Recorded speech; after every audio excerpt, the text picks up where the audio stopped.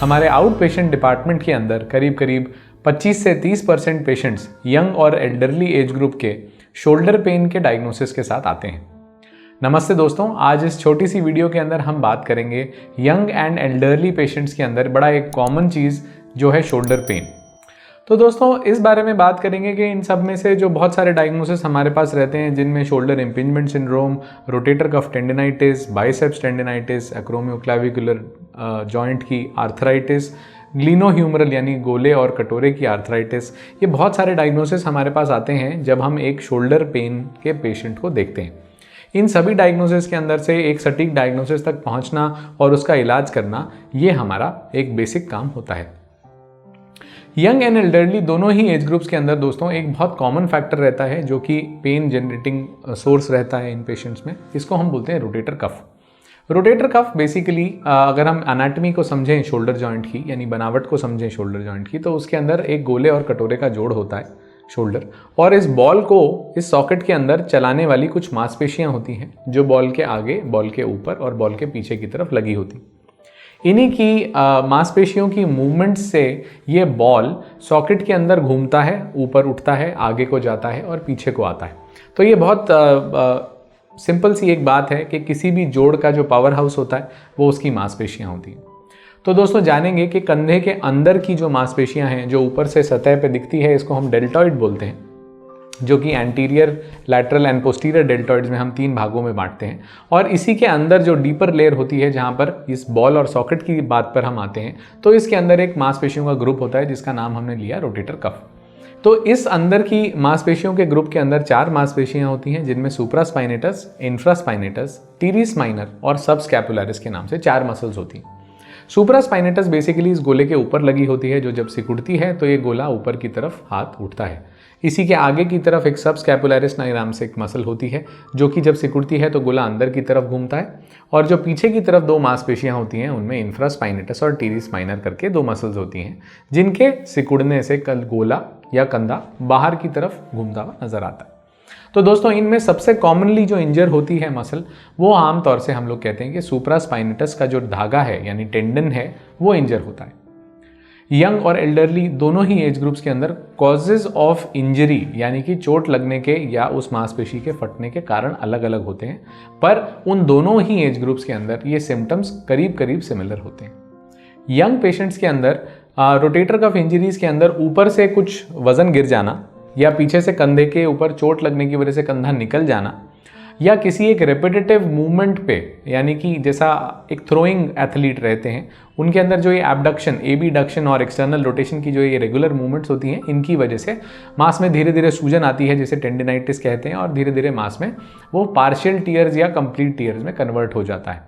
तो ये usually young patients के अंदर इटियोलॉजी रहती है, जहाँ पर वो मांस फट जाता है या वो मांस में सूजन आ जाती है।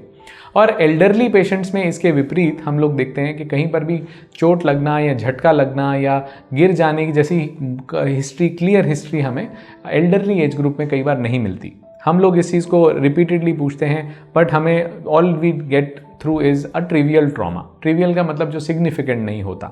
बहुत सारे पेशेंट्स कहते हैं कि सर हम भुजंग आसन कर रहे थे, उसमें ये दर्द हुआ। कुछ लोग कहते हैं कि सर हम कपड़े सुखाए थे 3 दिन पहले, या कुछ हैवी लोड हमने हाथ से उठाया, उसके बाद से पेन जा नहीं रहा है। तो ये सभी चीज़ें होती हैं जहाँ पर एल्डरली एज ग्रुप के अंदर, जहाँ क्षमता मांसपेशी की कम हो गई है, जहाँ धागा पतला हो गया है और हमने उसे उस क्षमता से ज़्यादा इस्तेमाल कर लिया, वहाँ पे फटाव या सूजन आ जाती है। तो हमारे लिए ये जानना बहुत ज़रूरी है कि ये पेशेंट्स जब हमारे पास आते हैं तो कंधे के बाहर की तरफ से, कंधे के पीछे की तरफ से होता हुआ नीचे की तरफ जाने वाला एक दर्द लेकर के आते हैं, जो टिपिकली रात को इनको इस करवट से सोने नहीं देता। इसी के साथ साथ वज़न उठाने का कोई काम करने में असक्षम रहना, इस कंधे की चाल में कमी होना और पेनफुल रिस्ट्रिक्शन होना मूवमेंट में, ये वो आम चीज़ें हैं जो पेशेंट्स हमें कंप्लेंट करते हैं। इसी के साथ साथ कंधे की आगे की तरफ यहाँ पर एक धागा रहता है जिसे हम बाइसेप्स का टेंडन बोलते हैं। तो रोटेटर कफ के जितने भी लीजन्स होते हैं जहाँ सुप्रास्पाइनेटस मसल इन्वॉल्व होती है, वहाँ पर आमतौर से बाइसेप्स के धागे के अंदर सूजन यानी बाइसेप्स टेंडिनाइटिस या बाइसेप्स के टेंडन के अंदर पार्शियल टीयर्स या फटाव हम देख पाते हैं। इसी के साथ साथ जहाँ आगे की तरफ ये बाइसेप्स का धागा जाता है कंधे से निकलता हुआ नीचे की तरफ, यहाँ पर बहुत सारे पेशेंट्स एक पिंचिंग, चुभने वाला दर्द यानी जैसे सूल की तरह गड़ने वाला एक दर्द महसूस करते हैं, या कुछ पेशेंट्स कहते हैं कि सर यहाँ एक थ्रॉबिंग पेन है, चबक चलती है। ये एक बहुत टिपिकल कंप्लेंट होती है। एक छोटा सा सबसेट दोस्तों पेशेंट्स का ऐसा भी आता है जो कि कंधे को हमारे सामने उठाने की कोशिश करते हैं, तो इनिशियली वो 10 डिग्री तक उठा पाते हैं, उसके बाद वो गर्दन से कंधे को उठाने की कोशिश करते हैं दूसरा हाथ लगा करके, और करीब 90 डिग्री क्रॉस हो जाने के बाद वो अपना हाथ पूरा उठा पाते हैं। इसी के साथ साथ हम देखते हैं पर जब वो नीचे आने लगते हैं तो उनका हाथ एकदम से गिरता है और वो अपने हाथ को साइड में लेकर के संभाल लेते हैं। तो this is a very typical sign जहाँ पर हम ये कह पाते हैं कि इसमें रोटेटर कफ का जो धागा है सुप्रास्पाइनेटस मसल का, उसके अंदर डेफिनेटली कोई लीजन है, या तो पार्शियल टियर है या उसके अंदर कंप्लीट टियर हो गया है। रोटेटर कफ टियर के जैसे सिम्टम्स कुछ बीमारियों में औरों में भी दिखाई दे सकते हैं, और वो बीमारियां जैसे कि frozen shoulder, cervical spondylosis, cervical radiculopathy, या फिर फाइब्रोफेशियाइटिस या बाइसेप्स टेंडिनाइटिस, ये ऐसी कुछ प्रॉब्लम्स हैं, कॉमन प्रॉब्लम्स, जहां पर पेशेंट्स को ऐसे सिम्टम्स होते हैं जो रोटेटर कफ टियर्स को मिमिक करते हैं। तो एक डिटेल्ड हिस्ट्री, एक क्लिनिकल एग्जामिनेशन पेशेंट को हाथ लगा करके देखने से हम ये असर्टन कर पाते हैं कि हमारा मेजरली डायग्नोसिस क्या है। सबसे कॉमनली जो पेशेंट्स एल्डरली एज ग्रुप के होते हैं वो हमारे पास आकर के कहते हैं कि सर हमें फ्रोजन शोल्डर हो गया है। Frozen shoulder is a very very common thing to have, and इसी वजह से ये मिसडाइग्नोज कई बार होता रहता है बड़े लंबे समय तक कि ये फ्रोजन शोल्डर है। और फ्रोजन शोल्डर के लिए basically exercises, physiotherapy, conservative treatment बहुत लंबे समय तक लोग चलाते रहते हैं, but they fail to have an improvement.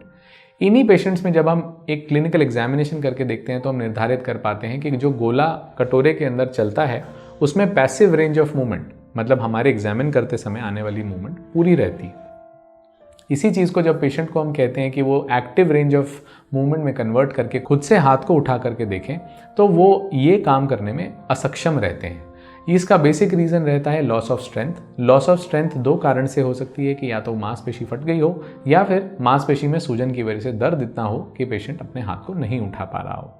इसी चीज़ को हम लोग कंजर्वेटिवली इनिशियल ट्रीटमेंट देते हैं, और अगर पेशेंट कंजर्वेटिव ट्रीटमेंट से स्ट्रेंथ वापस पा पाते हैं तो इसका मतलब हम ये डायग्नोसिस एसर्टन करते हैं कि धागे में सूजन आया होगा। बहुत सारे पेशेंट्स जहाँ पर ये चीज़ इम्प्रूव नहीं करती, वहाँ पर हम एक MRI, एक एक्सरे और कुछ बेसिक इन्वेस्टिगेशंस का सहारा लेते हैं ये पता करने के लिए कि टियर है या नहीं, और अगर टियर है तो ये कितना बड़ा टियर है और हमें इसका इलाज किस तरीके से करना है।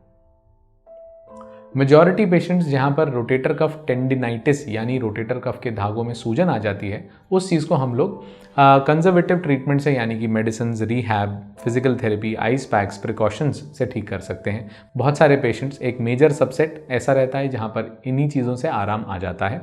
इसी के विपरीत कुछ पेशेंट, एक छोटा सा सबसेट रहता है, 10 में से 1 या 1.5 का सबसेट, जहाँ पर हम 15% लोगों में कहते हैं कि ये बेसिकली एक फर्दर इवैल्यूएशन को एंटेल करते हैं।